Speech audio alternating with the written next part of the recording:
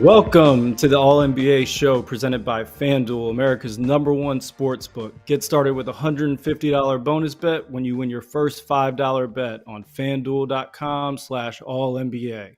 I'm Mark Campbell, filling in for Adam Mares, here always with the great Tim Legler. Tim, welcome back to the show. How you doing today?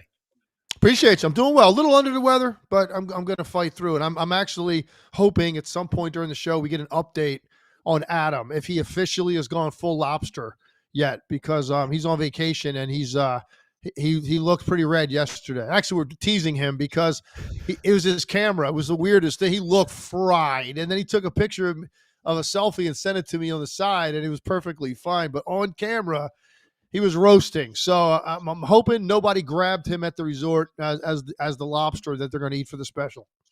Yeah, the hotel room lighting is a little less forgiving than the nice studio No lighting. Yeah, all that. So no doubt. we're back from All-Star break. A little taste of action last night with the Hornets, the Lakers, big game in the Staples Center, makeup game. Really a big collapse, I would say, in the second half from the Lakers. They're in data collection mode with LeBron and Luka trying to figure out where they're going to stand. What was your biggest takeaway from looking at the action last night? There's a lot there. A lot of times when I get asked that question, I want to focus on the positive. But and Charlotte, look, they're a bad team. They've got 14 wins. They did do some really good things in this game late, but I'll save that for a second because obviously the story's the Lakers.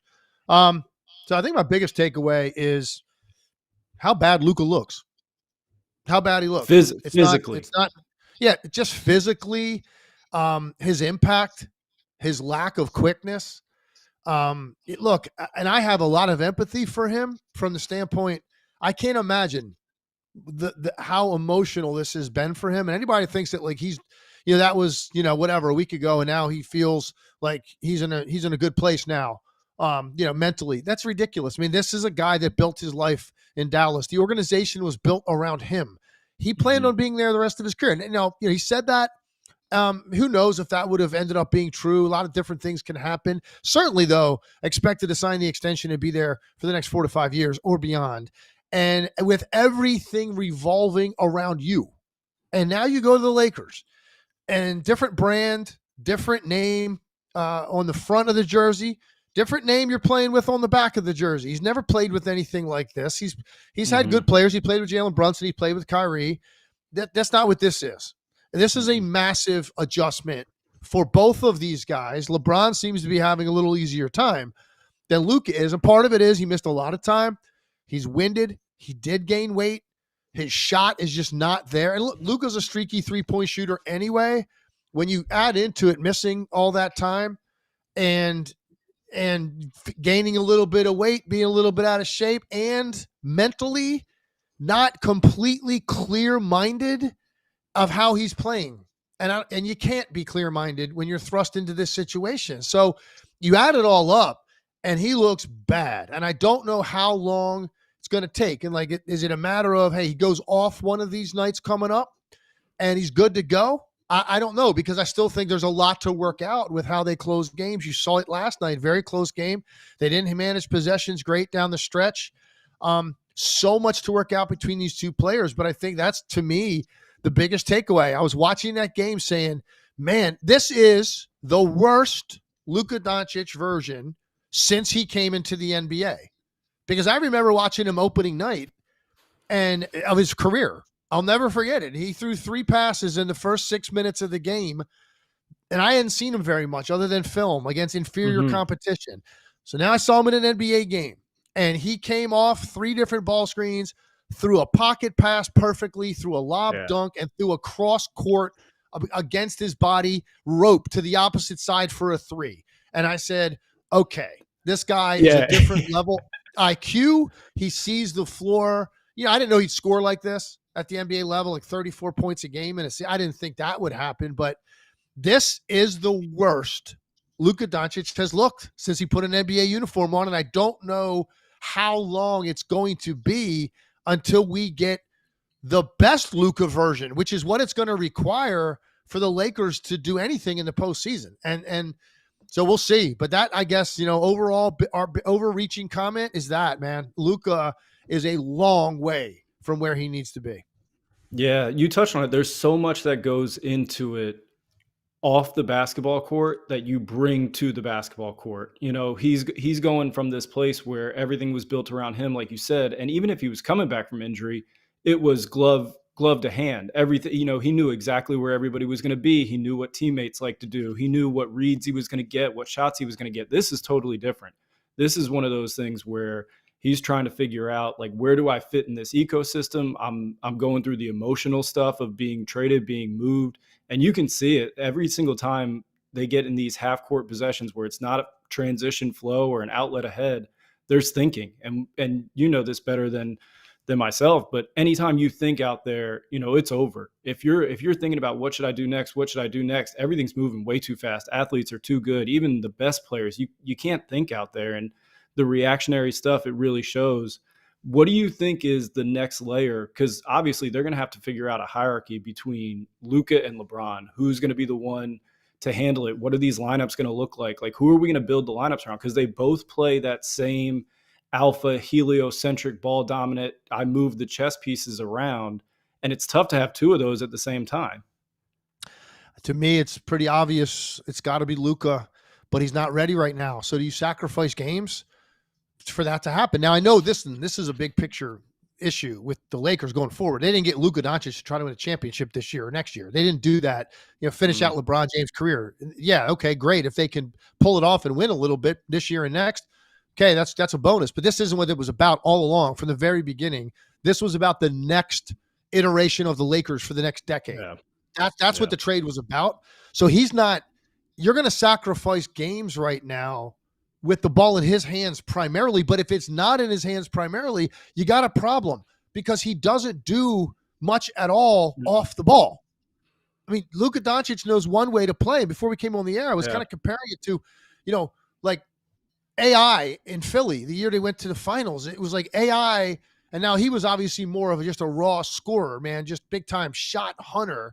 Whereas Luka, you know, is equally adept at picking you apart with his passing and what he's seeing, but still a raw scorer that takes a lot of shots. He always takes a lot of shots in the first quarter because he gets himself going that way. And if he doesn't have it, and then AI was surrounded by guys that defended and set screens and were tough, and they got to the finals. Now, they didn't win. They played an all-time great team, and they lost. Luka lost last year to a team in the Boston Celtics. That's one of the best teams of the last 30 years in the NBA. So it can get you to a certain place. It's hard to get over that if you can't figure out a way to get more help.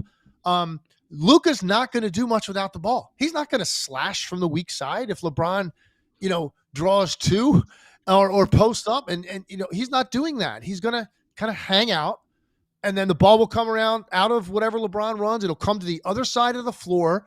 By that time, you know, Luka's under 10 seconds on the clock. He can certainly get some stuff going, but it's like secondary to the possession because, you know, when you look at LeBron and D Wade, they complemented each other because Dwayne Wade was a great weak side cutter and he ran the floor.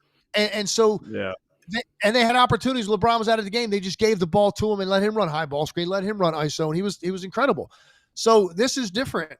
And so it has to be Luka, but he's not ready. And if he's not ready and he's got the ball, look, they had 66 points going into the fourth quarter last night. Yeah. Okay. The score was 69-66. That's a halftime score in the NBA. So the first 2.5 quarters of this game were absolutely brutal to watch. Both teams shot lights out in the fourth quarter. It was a really fun fourth quarter. Down the stretch, Lakers had some bad possessions, and the Hornets made every important shot, and they get a win against the Lakers. But it's got to be Luka to me, and he's not close to being ready to do that. And you could see LeBron's body language last night creeping up a little bit, frustration, not just with Luka, the whole situation. And even Hachimura, he was upset with late because he didn't shoot the ball one time when LeBron drew two, and LeBron ended up having to shoot a desperation three that he made that kind of extended the game. But then he went over to the huddle. He was kind of yelling at Hachimura a little bit. And he looked frustrated and irritated. He gave that beeline. Yeah, he did. And then he missed the 2 shots late off the side out of bounds. He got 2 good looks, actually. Didn't make it to one. Soon as it ends, like, he dapped up whoever was right in front of him. I think it was Miles Bridges. He like dapped him up, and boom, LeBron jetted. He was in the locker room. And it was just a really interesting dynamic going on, man. And look, I knew this was going to happen as far as time. The question is how much time.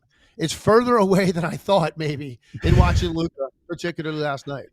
Yeah, and this is, you're right. Uncomfortable conversations are probably going to have to be had. It's definitely going to be Luka's thing moving forward. It's definitely going to be him that they acquiesce to. It's just going to be this is a real, this is a year for LeBron in year 40. Like, he doesn't have that many left. So like, what do they make of this one will be big. But to switch gears a little bit, the Hornets did win the game, and they have a guy who down the stretch, they hunted Luka, but second half kicked in, and it looked like guys woke up. It looked like a pickup game in the first half, and it looked like guys woke up, and there was a little juice going from third to fourth quarter. And LaMelo Ball is he's plug and play, top 10 NBA offense. He can get stuff for himself. He can get stuff for others. When he plays serious basketball, when he's not completely loose with the handle, completely loose with the passes, he just gets them into stuff every single time where you're like, this is great. There's not a defense that he can't solve. There's not finishes he can't make. There's not, shots that he can't bring to the ball. So like this Hornets team, I know they're not put together. I know they're not competing for anything, but when you see them go in and in a big game, this is a big game. Staples Center is always big when guys go play at Staples. Like, this matters for guys. So you see them go win a big game. Like, you see he can be a guy. Like, what'd you come away with thinking about LaMelo? Yeah, well, man, it's funny. He's not like the cup of tea for everybody. I love watching the guy play. For entertainment value, sign me up. He's incredibly talented. He is good under pressure. He's got a flair. He views his job as having to entertain in addition to being productive, and that's why I really like watching him play. He was incredible. I just want to get back to the point you made though, and how this fourth quarter went for the Hornets. You said Luka was hunted. I'm telling you, there have been big game safaris where the animals were not hunted as much as Luka was last night. Okay, I mean, it was they were coming after him. They were pointing it. It didn't matter who it was. Whoever they put him on, they just came across half court and they just called him over. Come on, set the pick. And look, so what's JJ Redick's adjustment? He let it happen, I don't know, 4 or 5 times in the fourth quarter. And they were completely unable to contain penetration when Luka switched. They didn't convert all of them. Some of them, they lost the ball in the lane, missed shots, whatever. Some they did convert, but they were getting what they wanted for the most part. The process was great. They had great. It was whatever you wanted to get. Yeah. And then the adjustment was, and this really hurt them. And because of Luka's inability to be even remotely competitive at the point of attack, they started running. When LaMelo Ball would come off the screen, like whoever Luka was guarding, he'd call over for the screen. LaMelo would come off. That defender would do a soft blitz. It wasn't full out aggressive giving up, but they were kind of, and it was either Dorian Finney-Smith or Vanderbilt, right? I'm trying to think. LeBron might have done it. Hachimura did it. So they come over and they just hang in the area. And LaMelo Ball was just like extending his dribble backwards toward half court.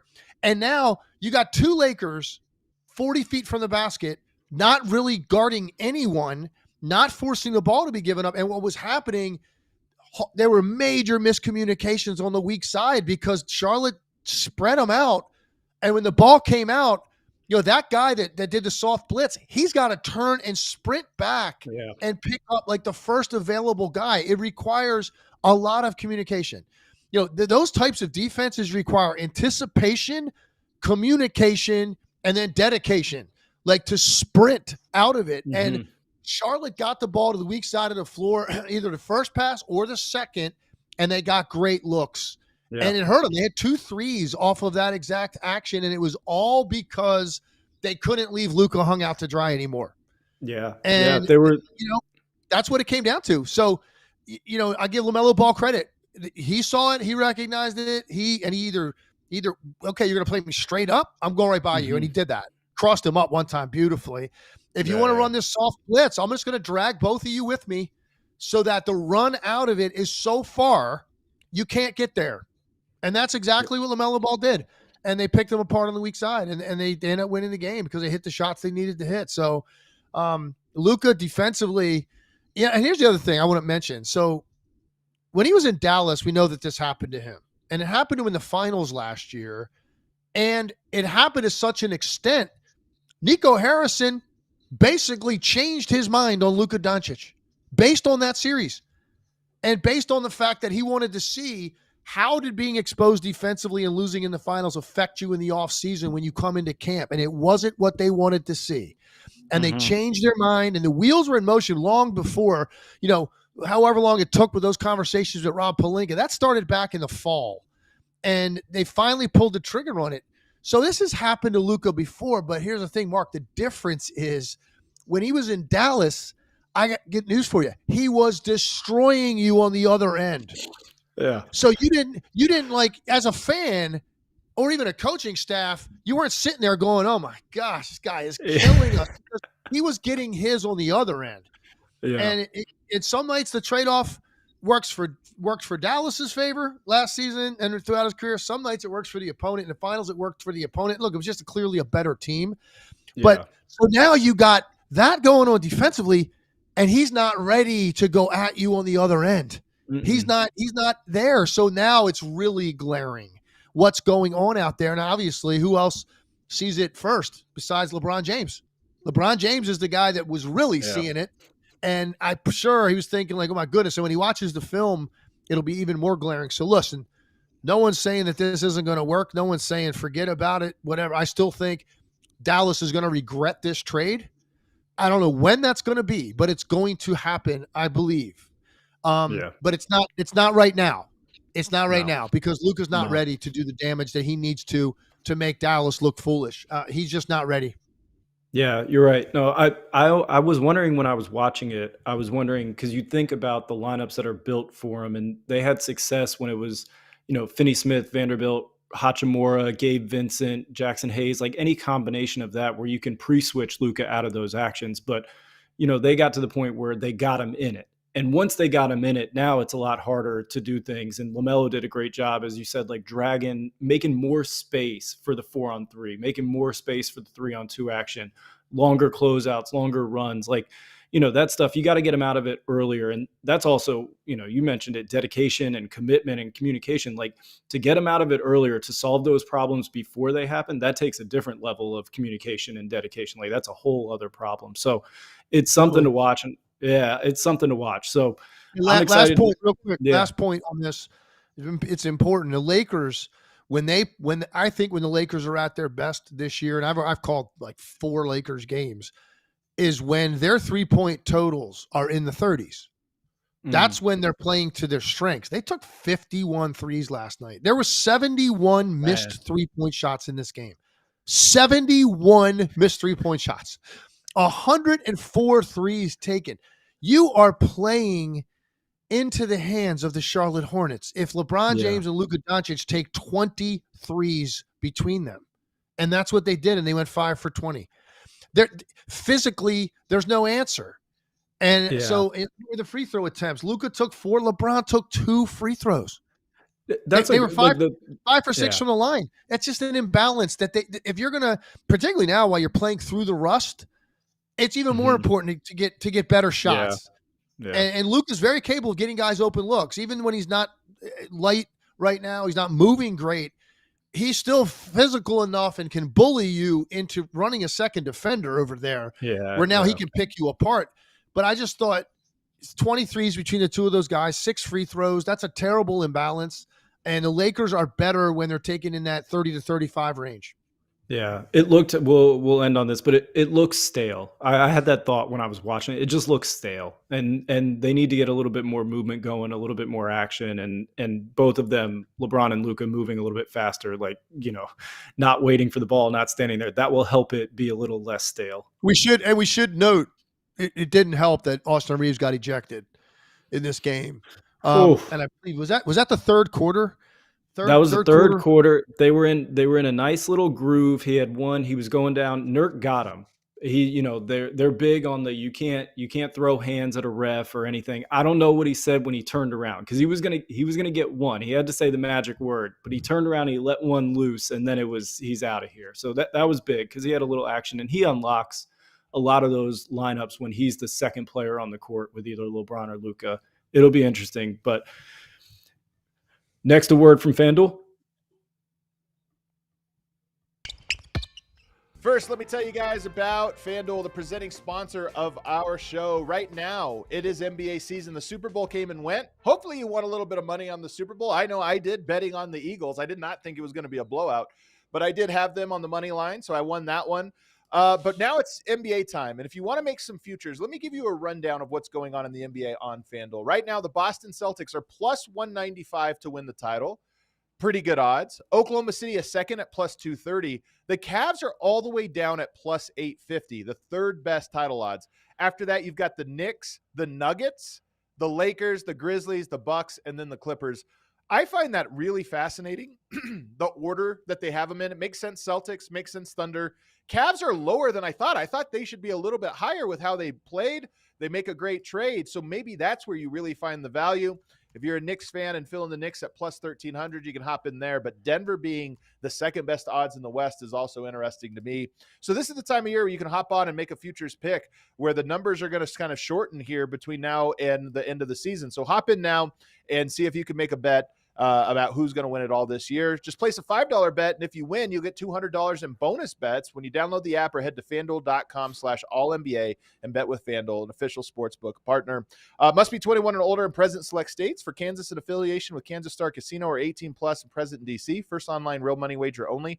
$5 first deposit required. Bonus issued as non-withdrawable bonus bets, which expire 7 days after restrictions apply. See terms at sportsbook.fanduel.com. Gambling problem? Call 1-800-GAMBLER or visit FanDuel.com/RG. Call 1-800-789-7777 or visit ccpg.org/chat in Connecticut or visit mdgamblinghelp.org in Maryland. Hope is here. Visit gamblinghelplinema.org or call 800-327-5050 for 24/7 support in Massachusetts, or call 1-877-8-HOPE-NY or text HOPE-NY in New York. Also want to tell you guys about our newest partner, Lucy. If you guys are into the nicotine pouch game, Lucy is a really good option, 100% pure nicotine, always tobacco-free. Lucy breakers are nicotine pouches with an extra surprise. Each pouch holds a capsule that can be broken open to release extra flavor and hydration. Set yourself up with a subscription and have it delivered straight to your door. They have all kinds of really good flavors. They also have it in 4, 8, and 12 milligram options. I think 12 milligrams is quite a bit for, that's kind of on the high end. So I know not everybody does that. Lucy does. Level up your nicotine routine with Lucy. Go to lucy.com/allNBA and use promo code allNBA to get 20% off your first order. Lucy has a 30-day refund policy if you change your mind. Again, that's lucy.co and use code allNBA to get 20% off.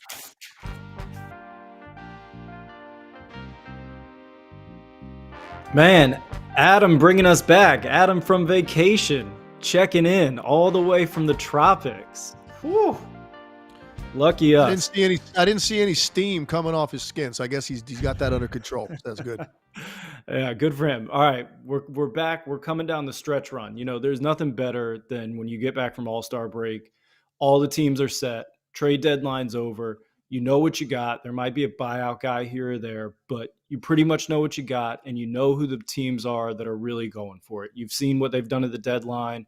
You've seen how they've looked throughout the year, and now we get to see the finishing kick, and we get to see what teams are set up like. And there's a few guys that we've been looking at across the league that we think can really start to shift the title race, be big X factors, and take over and put teams over the top.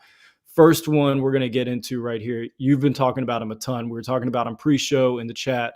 Jalen Williams from the Oklahoma City Thunder. What do you love about him? Yeah, look, I think, we're talking about here the guys that are really the difference-making tipping points and how this season is going to end, and who's going to be holding the trophy at the end. Jalen Williams, to me, is critical because last year, let's go back to the series with Dallas. They lose in the second round to Dallas, a 6-game series, competitive series, and Jalen Williams in 4 of those 6 games did not get to his regular season scoring average. 4 of those games. The other 2 he barely did. So he averaged 19 a game. He had like a 20-point game, I think a 22-point game. 4 other games in the teens. So the low teens. So to me, he's so important. Look, and he's a young player, so he's better this year. His and his numbers have gone up. His defense is always a major factor. But man, oh man, do they need somebody to be that consistent 20 to 25 point scorer when they get into these tough series, which could, by the way, be a first-round series the way the West is going to play out. You just never know who you're going to end up with. It could be somebody that plays really well late, and they're hot, and they've got star talent. And bam, here we go. The 1-8, Oklahoma City, that's their reward, whoever that might be. But certainly in the second round and the conference finals. So that's why I put him under my radar. And I'm not saying he was terrible in the playoffs last year, but it's got to carry more of the load with Shea. Because I'm pretty confident what Shea is going to do. I'm pretty confident Shea is going to do his thing. Might not be as efficient as it is in the regular season. You kind of expect that a little bit with star players and high volume scorers because possessions are more physical. There's fewer of them and more shots are contested. So Shea's efficiency might come down a bit, and he's already one of the most efficient scorers in the league. So that's okay. I'm confident he's going to be doing his thing. Now, Jalen Williams is the guy I think to me that's going to be under the microscope for them. Now, look, they added pieces, right? They added Hartenstein, they added Caruso. Chet Holmgren has missed a large chunk of time. They're just getting him back. So let's see what their best version is later in the year. Maybe I might look at that and say, you know what? Doesn't really matter. Nobody's beating them because their defense is so good some nights that is how I feel. Their point differential, their net rating, it's insane how badly they're beating teams, and it's mainly because of their defense. But I think in the postseason, the offense is going to become more prevalent. And there's going to be and look, you're talking about in a 7-game series, it might just be a couple of games where Shea doesn't play, up to his regular season norm. Then you need somebody to pick that up. So that's why I think he's so important. Now, one thing that's helped them a lot here lately, Aaron Wiggins has been absolutely on a heater, the best heater he's ever been on in his career, averaging 20 points a game in the month of February. And if they're getting that, then Jalen Williams doesn't have to be some of the things that I said. But let's see if Aaron Wiggins kind of reverts back to the norm because he's a 10-point-per-game scorer.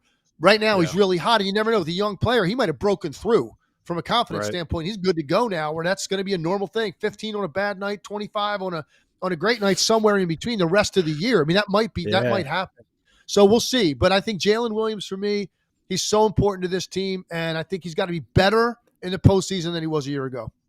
Yeah, I agree. I think we're opposite ends on Oklahoma City in terms of, I think they're an incredible regular season team. I think the defense, I think they just keep coming at you and they churn through opponents night to night. I think they're a little bit different when you get into a series because I don't know how many of their guys really unlock stuff or can play off of Shea as well than when you're just going team to team to team in the regular season. I think that there's going to be a lot of guys for them that are going to be question marks that are going to either step up or kind of stay at the level, like Aaron Wiggins you just mentioned. I think Williams is definitely the lightning rod guy. He's the X factor because if he makes the jump where it's like, oh man, like this guy is like a 1B or like he could be a 1-8 because I think he's one of those candidates for me, like same old school James Harden type mode where like I think that guy could be the center of a team. And he's one of those like, man, he could be the best player on a really good team because he guards up, unlocks lineups. He can shoot it. Pick and roll stuff for him is really nice this year. His efficiency's down, but it's more so the process of what he's getting to. He's never out of control. He's never getting bad shots. The process is always good. And I agree with you. When they get in a series, there are going to be nights that Shea doesn't have it. And it's going to be one of those things where if this guy puts them on his back, it will matter. Totally agree. And so last year, I didn't think they were ready. They're a much better team this year, much better, much deeper. Their metrics all say that they're better than they were. I think they're exceptionally well coached. So this team, for me, I think would be a disappointment. You could label it that if they don't end up in the finals. I didn't feel that way last year. Conference finals or NBA finals? No, the NBA finals. If they don't win the West, wow. If they don't win the West, I think you label this a disappointment. Because basically, what are you talking about? You're talking about, do you think Memphis is really on that level? Do you think Houston's on that level? Denver? No. Right? So, I mean, Dallas, who knows? I mean, they're missing AD without a month. Let's see what they turn themselves into. The Lakers, we just talked about, kind of a mess. Phoenix has been a mess pretty much the entire year. I don't think I left anybody out. So that's what I'm saying. Like, is there somebody that's pounding the gavel saying, look, because last year I did feel that way about Dallas from the trading deadline. Even though OKC had the best record in the West, I said Dallas was going to go to the finals after they acquired PJ Washington and Daniel Gafford. That's how I felt about them. This year, there isn't a team that I feel like could pound the gavel and say, hey, they slip up at all or they don't play their best, we're ready. Denver's probably the closest. And they're on fire right now. But for me, I think, listen, you get the 1 seed in the West 1 year, a young team, don't go to the finals. Okay, we get it. You do that again the second year, and you're talking about pushing, 65 wins, whatever it's going to end up being, and you don't even win the West. For me, you're going to label that a disappointment. Yeah. Well, it'll be interesting to see. I think that they're really good regular season team.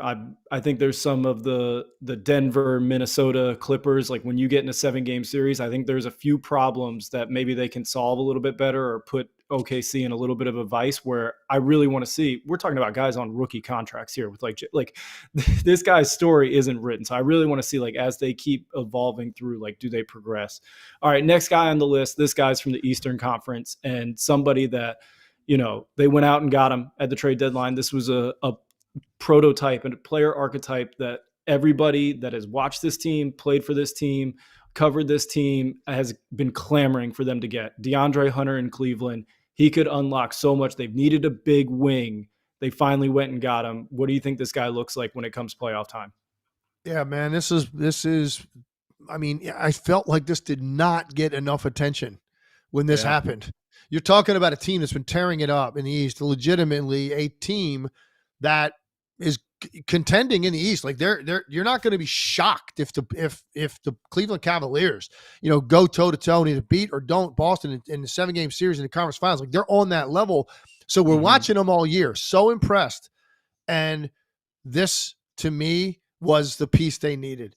You go get a DeAndre Hunter. Number one, he's basically a 40% 3-point shooter. It's crazy. It's like right below 40 every single season. But I just call him a 40%. He's like 38, 39, 38, 39, every year. But that's basically to me a 40% 3-point shooter. In his first 2 games with Cleveland, he's already 7 for 13 in the 2 games he's played with them. The quality of shots he's going to get are going to be much better here. So in terms of spacing and towing up those threes, I think his percentages will be over 40 the rest of the year for them. But more importantly, they did not have a wing with this physical profile to guard Jason Tatum and Jaylen Brown. And that's what this was about. And even, by the way, there are times you can put him on Jalen Brunson. And, because Jalen loves to come off those tight screens and snake dribble, and he gets the defender on his back, and he does all that stop-start stuff, and he draws fouls. DeAndre Hunter's so big, if he chases over the top of those, he could just put his arm out and extend it over the top of Jalen Brunson's head and, bother him that way. So he can get him some. He's at least a reasonable defender against a guy like Giannis. He's a guy that you could put on Siakam. So, you look at these teams, and for me, that's what this was about. Go match up with the guys we're going to have to guard. He's really smart, and he shoots the ball at a high rate playing off of the playmakers. So I thought this was a huge pickup. I think DeAndre Hunter, one of the most understated acquisitions this season. Yeah, sometimes it's just in the league. It's really about size and athleticism because that kind of gets you in the door, and then skill and strategy and all those things, you're able to show those. But if you're smaller and if you're less athletic, it doesn't really matter what's on the other side of it because you just get overwhelmed with the sheer athleticism and power. And that's what Boston did to them last year. And I think it's going to be one of those things. If they match up, it's going to be incredibly interesting to see if they can play the double bigs, because last year Mobley really unlocked at the 5, and I love Mobley at the 5. But it'll be interesting. Can they play the double bigs? Can they survive? Because before they were going, Max Strus, it was Sam Merrill, it was, Karis LeVert, and those guys, as good of players as they are, they're NBA players, are really good players. But there's something about when you're giving up 4 or 5 inches and a lot of athleticism and length to guys that you just get swallowed up with all the athleticism coming at you.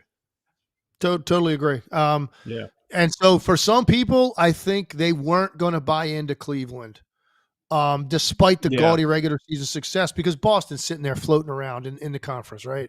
And some people even think the Knicks, they're all 3 of those teams, by the way, it's interesting, come into the break red hot. All 3 of those teams playing great basketball. So the Knicks have thrust themselves into that. I'm going to be excited. I'm going to be on the game call on Sunday. for Knicks Boston at 1:00.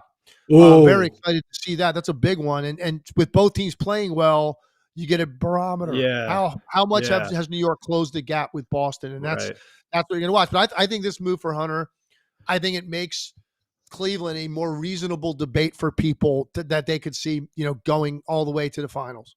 Yeah. Well, let's stay there. Let's stay in Boston, because another one of the guys that we're looking at, Porzingis, he was monumental in unlocking their whole offense. I think there's a lot of credit that goes to Drew being able to guard up to unlock their defense. I think there's a ton of credit that goes to Derek White with the versatility, whether it's playing in closeouts or pick and rolls, moving the ball. There's an intelligence level that all five of those guys collectively they would get an advantage and then press it and compound it all through every possession. But there was something about Porzingis in pick and pop situations, if you played in drop or if you switched the post ups, he unlocked this certain level of, man, there are really no solutions to us. And it was based on him coming in for Smart. And so Porzingis is another guy we're looking at. He's coming back from an injury. What do you think he brings as he comes down the stretch run here and going into the playoffs? I feel like we always start off, preface everything with him with saying if he's healthy. So he's played 29 games this year, again, dealing with that. But he's been back now for a long stretch. I mean, that injury he had, was what? It was. I mean, that was June of last year that he had the surgery. When did he miss that large chunk of time this year? He missed a bunch of games this year. I'm trying to see when that gap was where he missed a ton of time. But he's only played 29 games. Here's the thing I'll say about him. They won it last year without him basically in the finals. He came out game one. He was incredible in game one. Went off to start that game. Both ends of the floor. 3 blocks, 20-something minutes, 20 points. Like, he was incredible. And then he gets hurt in the second game, and he comes back for a token appearance really in the closeout game. Yeah. They won it without him. I don't think they win it this year without major contribution from Porzingis. I just don't. Yeah. I don't think last year Boston got the best the league could throw at them. No. East, this is a great point. I love this. In the East or the finals. They didn't get that. They really didn't. Yeah. And, they played Cleveland without Jared Allen. That's a break. They didn't have to deal with Giannis. They didn't have to deal with Embiid. So the Knicks were decimated. Indiana ends up getting, to the conference finals. That was a surprise. Yeah, that's not who they expected to see in the conference finals. And a lot of people didn't expect Dallas to run through the West. So I felt like I'm not taking away anything from their title. It's a fact. That wasn't the best punch this league has. I think this year they get that punch. And if that's the case, they need him. They need him to be on the court, healthy, contributing, and on both ends of the floor, rim protector, and also the spacing and the stretch shooting. He's so consistent, man. Since he's come back and missed the beginning of the year, he's basically 18-7 in the month of December and shooting 43% because he was coming back, hadn't played a lot, so that makes sense. 20-8 in January, 51%, 49% from the three in that month, 1.5 blocks. And then so far in February, he's 20-7, 47%. Hasn't shot the three great, 35, but 2.5 blocks he's up to. Those are big, impactful numbers. And so that's why I think he's so important. They don't win it this year if he's not a major contributor. Yeah. Can I give you something on last year in their title? Because yes, they won it. And if you win an NBA title, like, it doesn't matter what happens. You only get to play who's in front of you. You don't choose who you play. So, but it did break right for them. And there was something, as I looked at them last year, their defensive structure and how they like to play. They did similar to all year of what Minnesota tried to do to Jokic, where they took Gobert off of him. They tried to funnel everything. They put Gobert on a smaller guy. Boston did that last year with Porzingis all the time. And they would hide him on whoever the fourth worst perimeter player was. And if he was in those actions where he could be attacked and you had to put him on a big, when they played the really good teams with pick and pop bigs, Denver, Minnesota, OKC, Indiana gave him a really hard time, Milwaukee with Lopez, they didn't have a good record. They weren't really good against them. And there's this thing where, like, if you can get them in these actions where you have to have a good enough perimeter player where Porzingis can't hide, and then you have to have a big, it's a lot to ask, but then you have to have a big that's really good at pick and pop when Porzingis guards them. Like, it's not a fun puzzle for them to try to solve. And I don't think they got to see that last year in the playoffs, especially with Dallas. Indiana gave them a really good series, even though it was a sweep. So it'll be interesting to see, do they do they get into some iteration of that, whether it's Minnesota, Denver, Oklahoma City coming out of the West? And does that level of offensive versatility give them a problem that we really get to see them try to solve in real time? Because they didn't have a lot last year that they had to. Totally agree, man. So that gets us to the last one, and we'll go a little shorter on this one. Again, a guy in the Western Conference now, and you look at the way they're playing right now. Denver won 8 straight. Now, look, we got to be full disclosure. It's not exactly the 27 Yankees they just went through. It's not murderer's row, okay? You got Philly without Embiid and Paul George. You got a couple Portlands in there. You got a couple New Orleans in there. You got a Phoenix thrown in. You got a Charlotte and an Orlando. All right. So let's, pump the brakes. But it's more about how they're playing and specifically how Jamal Murray's playing. And he looks spry, and he looks like he is feeling good. He's got bounce. He's in an incredible rhythm. You look at coming in 30.4 points a game in the month of February, shooting 62% from the field.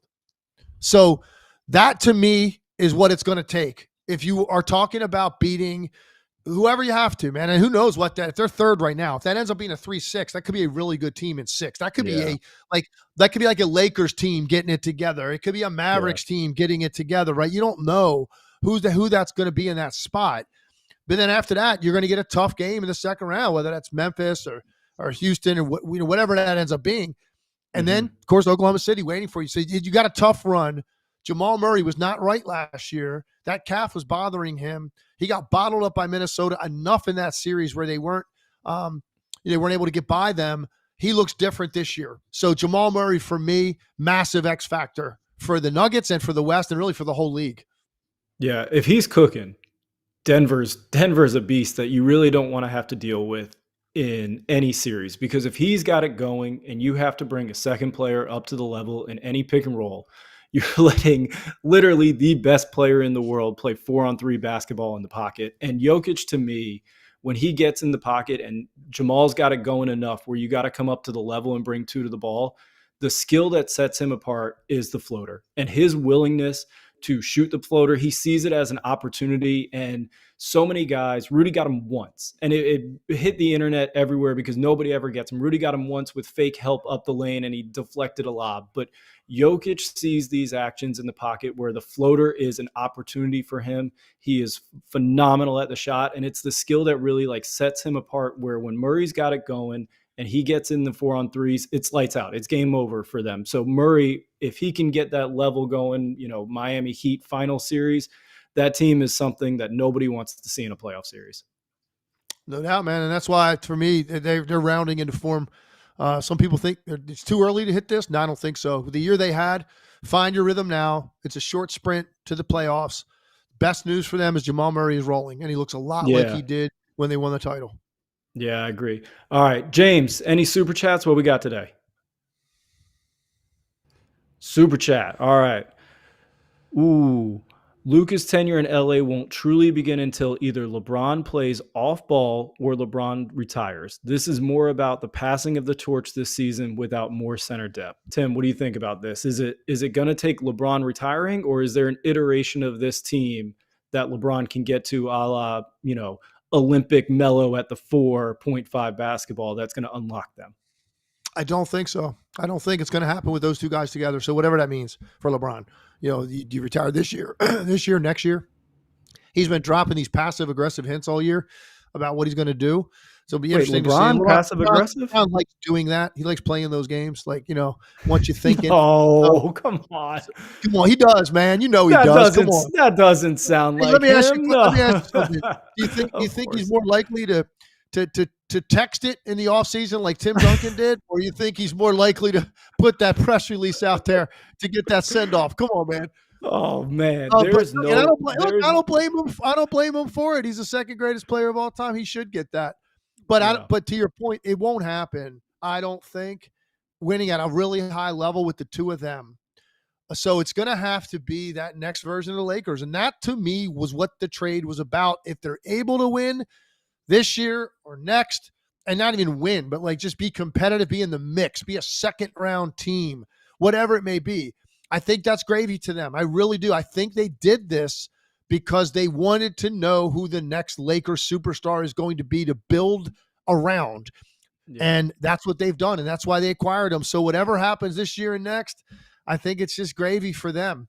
And they probably just are going to sit back and hope that Anthony Davis doesn't unlock something for Dallas and they go on a heater and win the whole thing. I think that's what the Lakers are praying for, because the Lakers, to me, have too much to work out between these two guys for that to flow smoothly.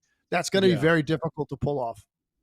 One quick question and quick thought. Was it a little weird for you seeing a trade vetoed and then seeing the guy playing in the next game against the team being vetoed? Seeing Mark Williams out there just felt really weird. Very bizarre. And Dalton Connect, Dalton Connect too. And I was at the game. I called the game when the trade was rescinded, Luka's first game for the Lakers. And so I was watching Dalton Connect the whole time. He was there in street clothes. JJ told us before the game. He got in at like midnight the night before. He's like, I'm not going to suit him up. It's not fair to him. It's weird circumstance. I was just watching him. He looked sad, kind of down. Yeah.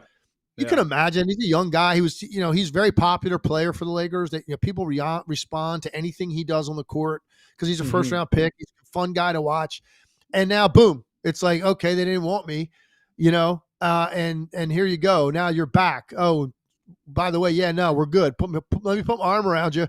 Yeah, we never were happy to see you go. So it's like, it's a weird thing for him mentally for a young player. Both of those guys are young players, so that's tough. Yeah.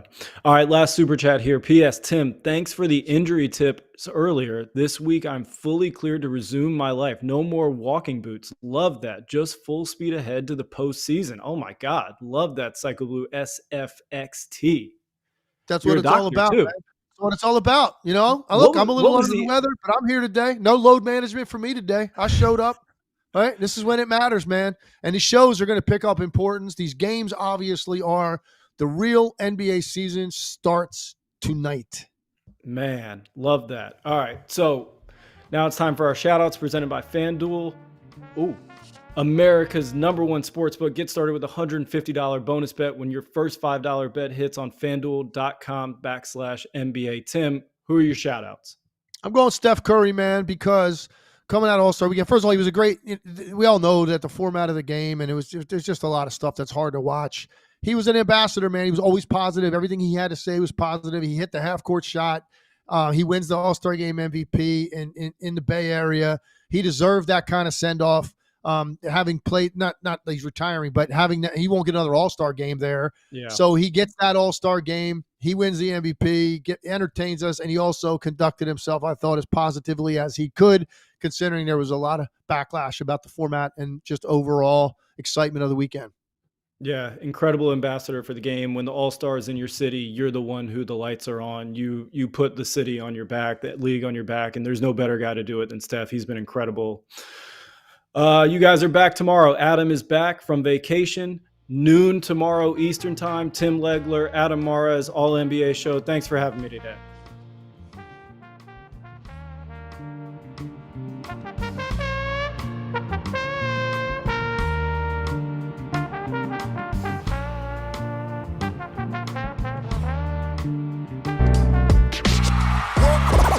All city like the mayor.